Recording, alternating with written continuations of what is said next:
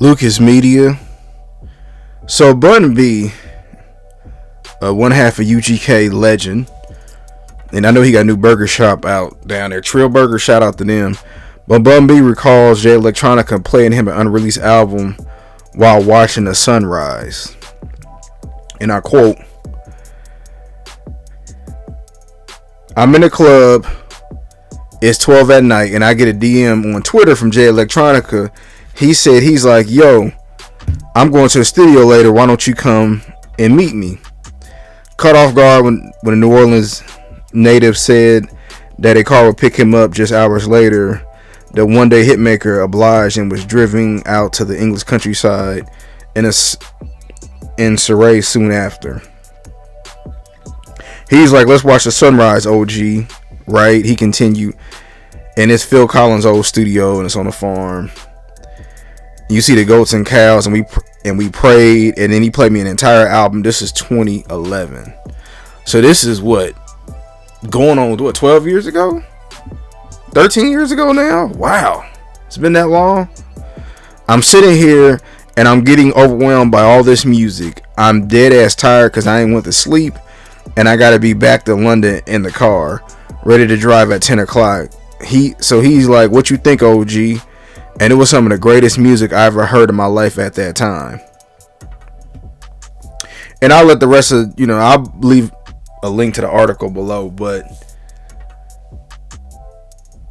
Jay Electronica, right? I first heard about him, I think it was 2009 when the exhibits came out. And I agree. When I heard it, I'm like, wow, this is a breath of fresh air. I was a young guy at the time, but I grew up on old school music, right? Old Big J, Pac, Nas. I didn't want to hear the Do the Stanky Leg, and even though I was young like Soulja Boy, I didn't want to hear hop about the bed, turn my swag on. No, I wanted to hear dope music on dope beats, and that was around the time the super producers started to fall off, and Just Blaze. It was like he had a resurgence. And it was like all of us was starving for a Jay Electronica album. And it never came. I remember he had a bidding war. He signed with Rock Nation. And then what? He didn't make an album for years. Then he finally put out an album, a couple years ago? And he went back into Abyss. And maybe this was Jay Electronica thing all the time. I mean, the whole time. But me personally, I often wonder, what if Jay Electronica would have put out a bunch of work? Would the rap game be different?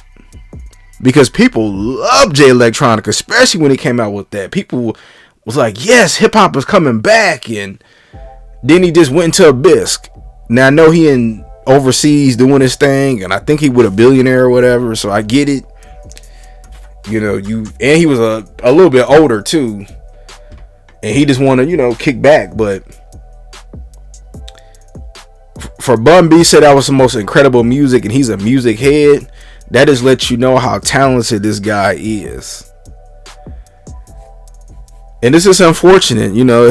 I think this would be one of the biggest what ifs in music history.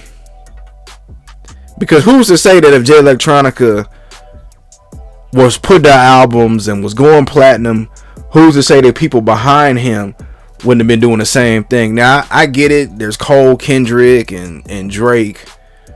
But it was something about Jay Electronica. And who's to say if the super producers might still be around? Like, remember growing up? I remember growing up and you would hear a Just Blaze track or a Timbaland track or a Pharrell track.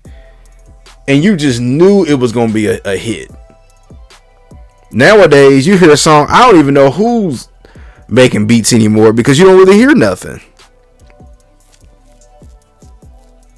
So I don't know. That's just my opinion on it. I agree. Now Bun B did say he don't know that if it was some of it was on the new album, the album that he put out, but I don't know. I mean, it's unfortunate that he never put out that much work, but I mean, he can do whatever he want, But man, it's just one of those biggest what ifs in my opinion. But tell me what y'all think about it.